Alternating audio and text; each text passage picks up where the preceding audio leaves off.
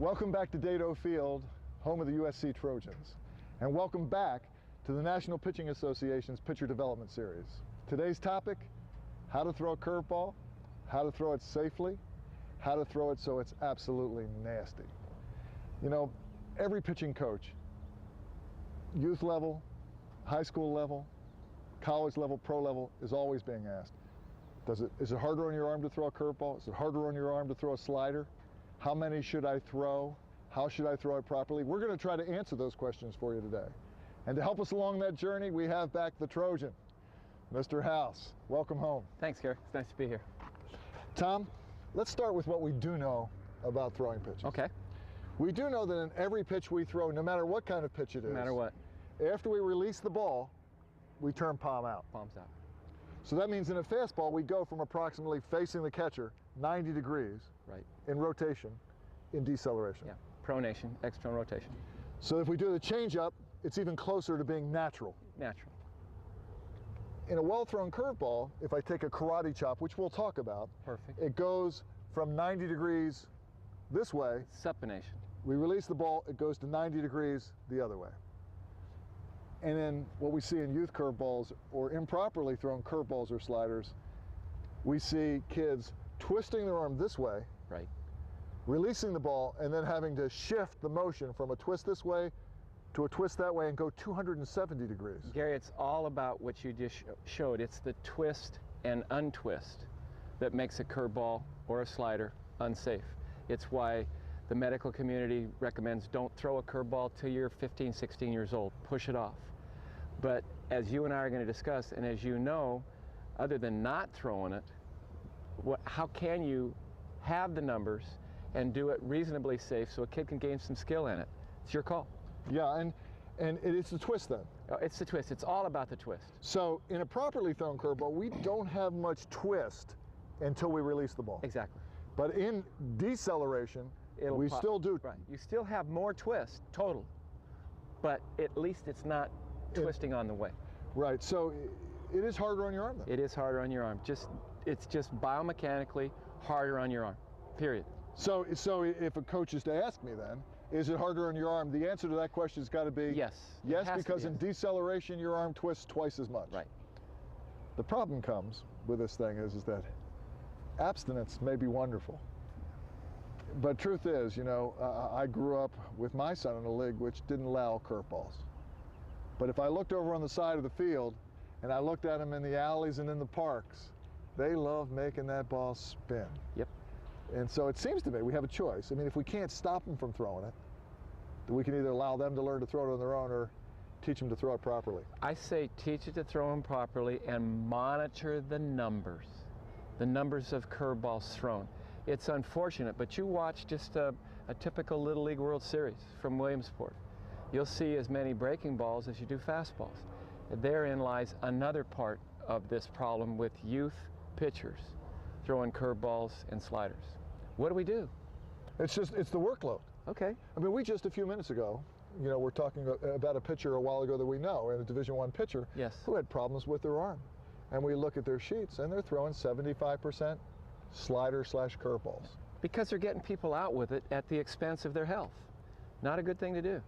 So if we're going to throw them as a youth, we'll teach them to throw them properly and we'll say, not very many. Maybe 3 fastballs for every curveball?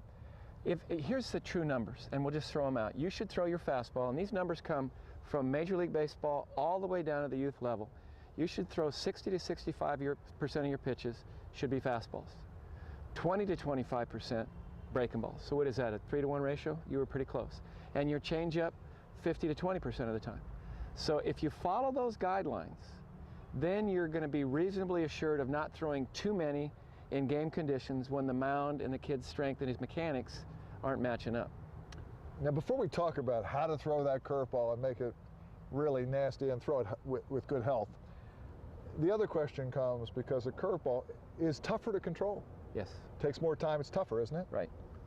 It's a pitch that comes late. That's why in today's game there are more sliders thrown, because it's an easier pitcher to command. But I think you and I were talking off camera, there's good curveball hitters, but nobody hits a good curveball. It's one of the reasons I got to pitch at a higher level, because I had a little bit above average curveball. And that got me, and I threw it for a strike, and that allowed me to pitch in the big leagues. So we both have seen a lot of coaches, what they do when kids can't control the curveball, for a lot of mechanical reasons we'll talk about, is they teach them a slider. Right. Trouble, right? Yeah, and the slider, and this research is not just from our group. This comes from American Sports Medicine Institute. It comes from Children's Hospital in San Diego, where they have motion analysis labs and they can look at stresses in EMG studies. The slider actually is the most stressful pitch of any pitch on the arm. Do you have any idea? I mean, we've been talking about it, we've been looking at the research. Why don't you set me up and I'll see if I can close the deal? Well, I'll tell you what I think, Tom, and the way I've taught kids in the past. You know, when I think about that curveball out here, when I have my karate chopper 90-degree arm angle, right? Perfect. I think about the slider as a more 45-degree pitch, splitting the baseball. The problem is, to throw it properly, I have to have enough strength to hold that angle all the way through the pitch. Now, you just hit on something that's huge. You have to hold this angle. It is almost fastball-like with the force that's being generated. Gary, when you or your son or whoever teaches curveballs, this is rotation on a baseball. This is force on a baseball. The slider is harder on the arm because you have twist and force, not just twist and rotation. It's the twist and the force. It's an easier pitch to command because it's like a fastball. It's more like a fastball, but it has the stress of twist and untwist. Because as I throw the ball, my arm tends to twist. Exactly. That's exactly what causes problems with sliders.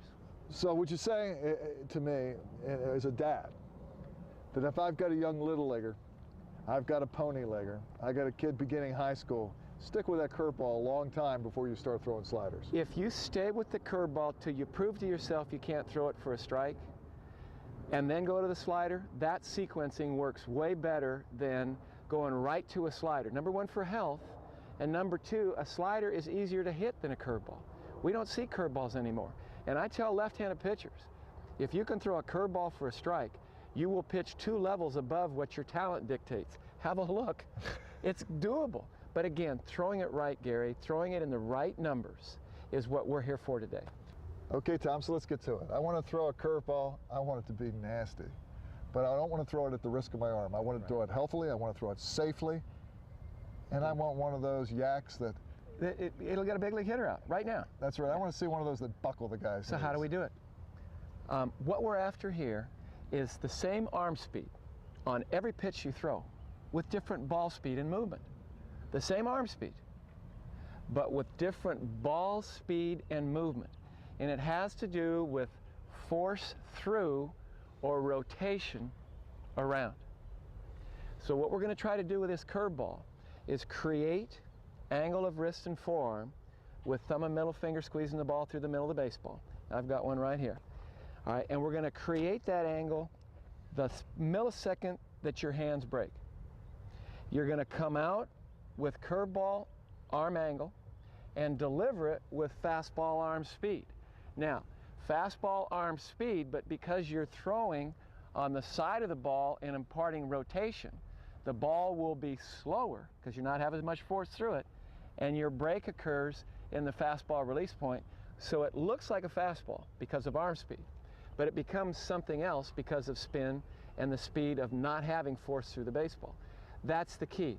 The hardest part about teaching a youngster a quality breaking ball, starting with the curveball, is to make sure that this angle is set early and delivered with fastball arm speed.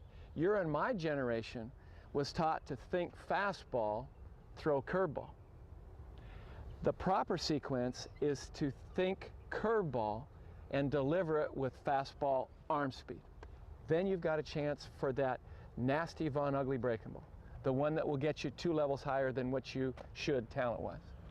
You know, and many kids, I think, Tom, when they talk about the grip, which we'll talk about in a sec, when they talk about the grip, that the actual grip on the ball and which seam they grip it on and how they hold their hands create the spin.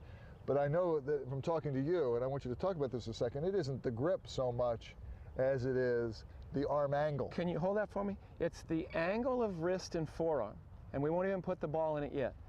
A full-on karate chop is a curveball. Half of a curveball is a slider. Palm straight at is a